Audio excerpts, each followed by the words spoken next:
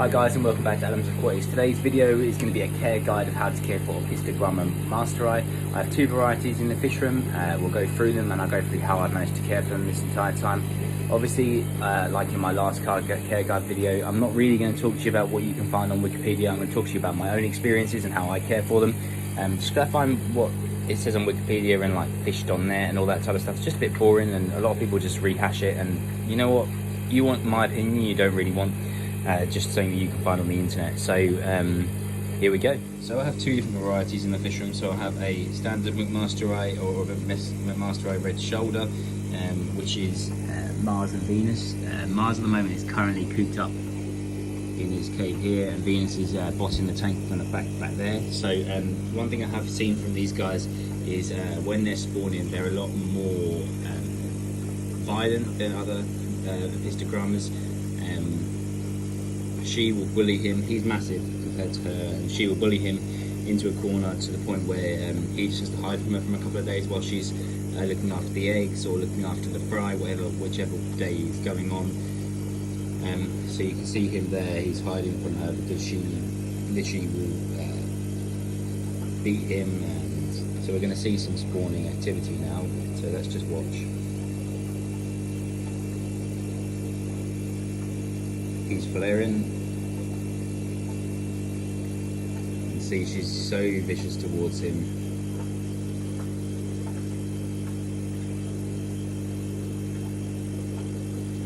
She just wants him to stay away from her area where she's got the eggs that she's guarding.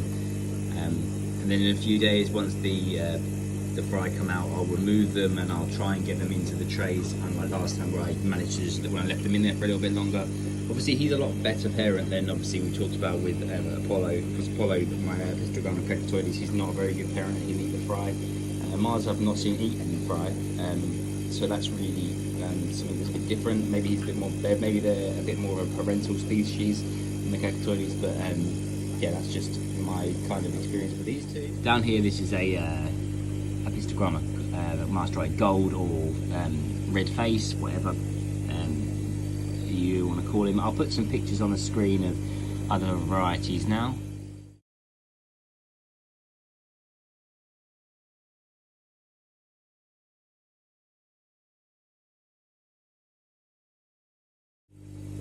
But yeah, this is the red face variety, he has a red body. He's in here with his female there. She wants to be fed. Again, same, she's in breeding colour. I know that there's eggs in that pot there. He's a bit more aggressive than she is in this instance. So look, he's just seen her come out. He's going to come and try and chase her into that cave. Here we go.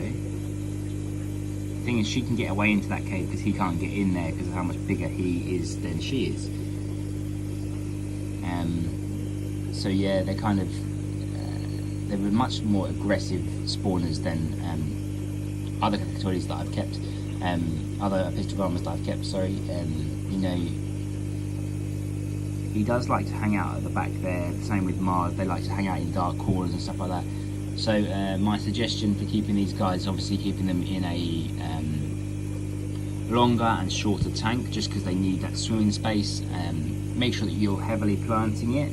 So obviously you'll see from this tank here, it's got some crypts, that weird stem plant, which I can't remember what it's called, some Amazon swords, some really big Anubias, more crypts, and then some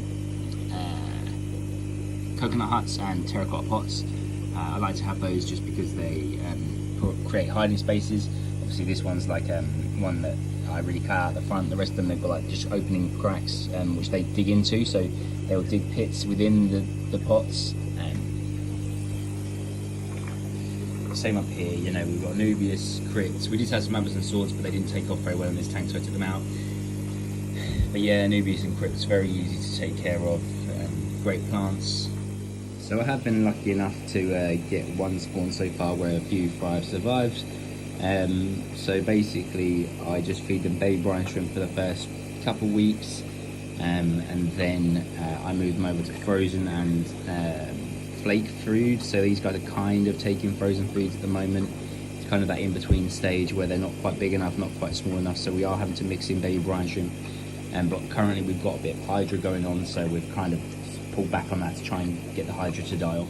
I have noticed for the first few days, up to the first few weeks, the fry will feed on the Infusoria and the little bugs and stuff like that that live in the tanks, so you don't really have to worry about feeding them, direct feeding them for the first few weeks, until at least until they get to the stage where they are at now. That's when you have to start thinking about feeding them directly, and obviously feeding them a high protein food to make sure that they grow. So the water parameters that I keep these guys at, obviously I do my standard RO water mixed with tap water to lower the pH, and I do use leaf litter to lower that as well.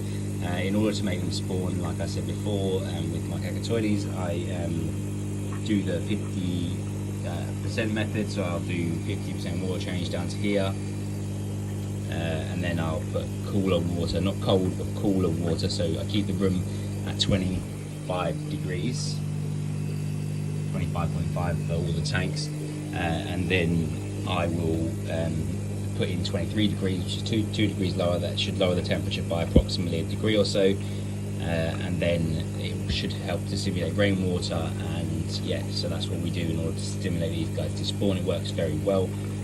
She definitely has eggs in that back pot, due to her behaviour towards him, and I saw breeding behaviour 2-3 days ago, so we should see fry in the next couple of days with these guys.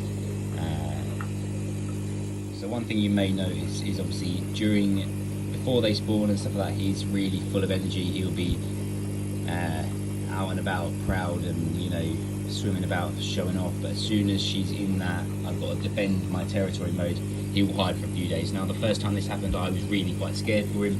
I thought, oh my god, I'm going to lose him, he's going to die, he's my prized master male, he's one of the fish that I really enjoy watching in the fish room. And you just have to be aware that will happen. I'm now aware that happens, and it's something that I'm used to. Just make sure that you don't take any drastic measures. Just watch. He'll be fine. He's a big lad. I'm sure that your guys are big lads too, and they can take quite a bit of a beating. And if it does get too much, just make sure you have like a spare tank. Like I've got the hospital tank over there. If anything was to go wrong, he'd just go in there for a little while to heal up. But she's never been into the point where he needed to go in there, and he's actually fine. Like you can see him, he's in real good nick at the moment, real good shape. When he flares as well, he's looking great. So yeah, feeding them, I feed them my usual mix of frozen and dried, and live once a week. I haven't really been doing the live once a week recently because I've been concerned about parasites and things like that, and there's been a lot of stuff going around like blow, etc, etc, etc, so I've kind of steered clear from it from a little while, and it's kind of helped with consistency. So I've seen a lot, I've seen their health improve quite a bit and their conditioning, so it is something that I might steer clear of, apart from on the occasional treat. So like maybe once a month when it's my payday or whatever, I might think about going to the shop and then just feeding them, just for my enjoyment, to see them prey on their natural prey, and because they're obviously predators and stuff like that, so it's quite interesting to watch them eat. Alright, so let's just quickly recap everything that we've talked about during this video. So obviously they're aggressive spawners, whether it's a female or male, there is one of them that's no doubt going to be more aggressive than the other, and it will probably do damage to the other one. You just have to make sure that you're taking care of them. Make sure that if you see any signs of actual physical damage, that you medicate that fish to make sure it doesn't get fungus, and it doesn't eventually get ill and die. So that's one thing you need to be care of. Make sure you're feeding them a variety of diets. Obviously I like to feed a lot of frozen, vary that frozen, whether it's Daphnia brine shrimp, spirulina brine shrimp, bloodworms, etc, etc, etc. I like to feed that variety just because then it mimics their natural habitat, because they won't necessarily be able to eat the same food every day. Keep them around 23 to 26 degrees. You can flex up to as much as 27 degrees if you want these guys to spawn quickly, and if you want them to grow quickly, that's something that you can do.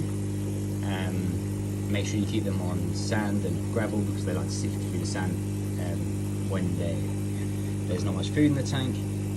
Make sure that you keep them in a planted tank. They will really enjoy it. You obviously don't need to keep them in an actual planted tank. You can keep them with fake plants or whatever, but obviously I prefer the natural effect just because it helps with water quality.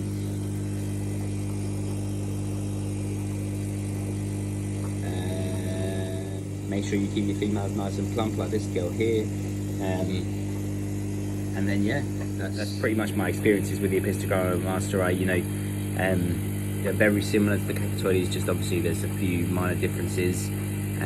I've shown you some colour variants, I've shown you the ones that I've had in my fish room, I've shared my experiences with you. If you've liked this video, make sure you like and subscribe, and I shall see you on Tuesday, which will be my usual vlog style video.